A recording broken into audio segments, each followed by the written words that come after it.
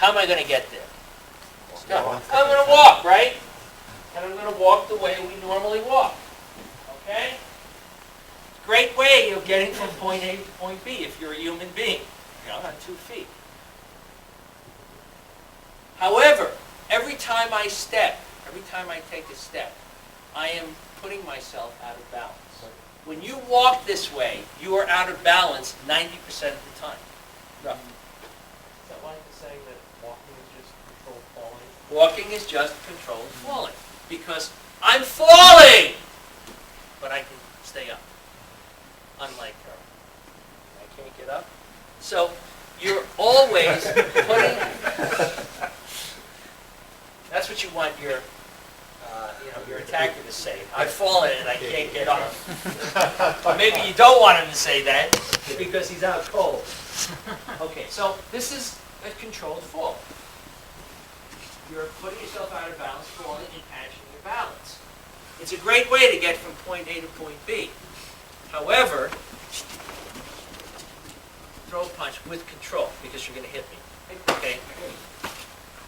I said with control.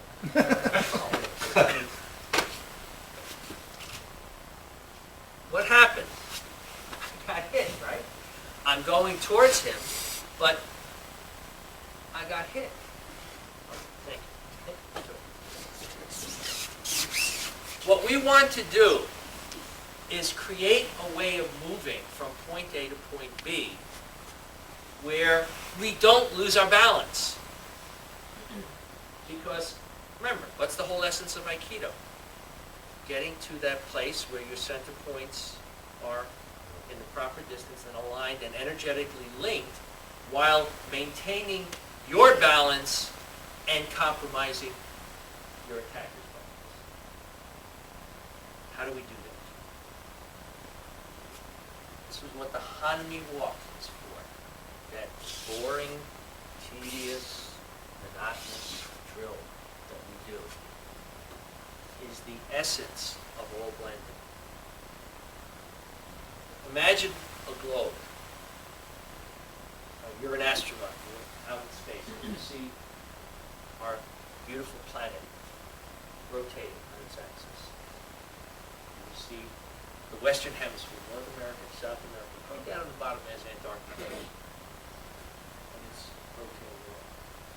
North America and South America and Antarctica are always rotating at the same rate of speed, correct? What would happen? They always stay in the same alignment with each other. What would happen if one day South America said, I'm a little tired of this. I think I'll rotate mañana and slow down. What would happen? You would then slam back into Africa. I mean, the entire planet would be thrown into chaos. I mean, it would just literally explode because of, the forces at work there. Okay.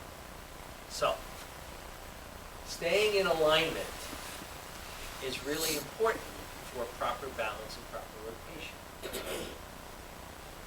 Here's North America. Here's South America. Way down here is Antarctica. If we want to rotate our bodies, we have to make sure that, enter the mat, please. Hey, you guys have been sitting there. We want to make sure that North America, South America, and Antarctica are rotating at the same rate of speed and are in the same plane relative to each other. How do we do that?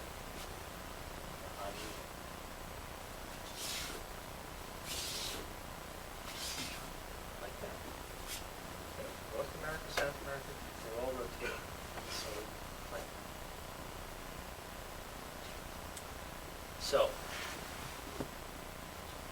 what you're going to do is to get into Hanmi position. Think of it this way. You're taking geometry. You know what a compass is? Draw a circle with it. Okay. You're the compass. Here's the little point at the center of the circle. Here's the pencil. Here's that handle on the top that you twirl to make the circle.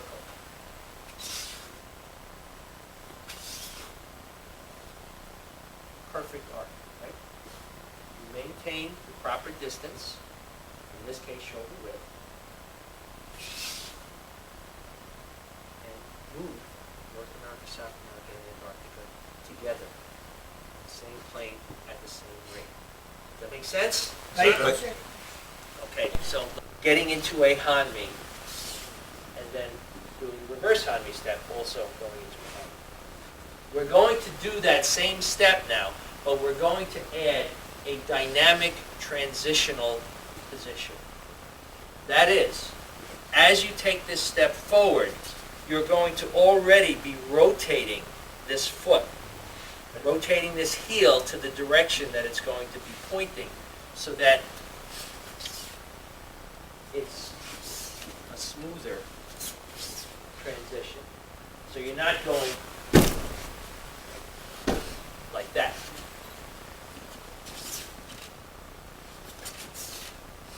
Make sense? Exactly. Okay, so now you're going to add a little speed. I saw Tom before. He was doing this. Well, I had told you to do this. And I told him, that's not what I told you to do. There's a reason for that. The reason is that in all of the techniques, or all the principles that we practice, my philosophy, and I think the best philosophy, is precision before speed. If you understand the precise movements and can execute them at slow speed with the high level of precision, then you will be able to speed that up and maintain the precision. Whereas, if you don't learn something precisely and speed it up, it's going to get sloppier and sloppier as you increase the speed. So that's the only reason why I'm busting your chops here. But I want you to really understand how this Hanmi step works, even though you're not really going into a Hanmi when you're actually doing the blend, when it's being applied in a dynamic situation. Understood? Right. Right? Okay, so with that in mind, you're going to do this. And you're going to raise and lower your arms like this. Imagine that you have a sword in your hand.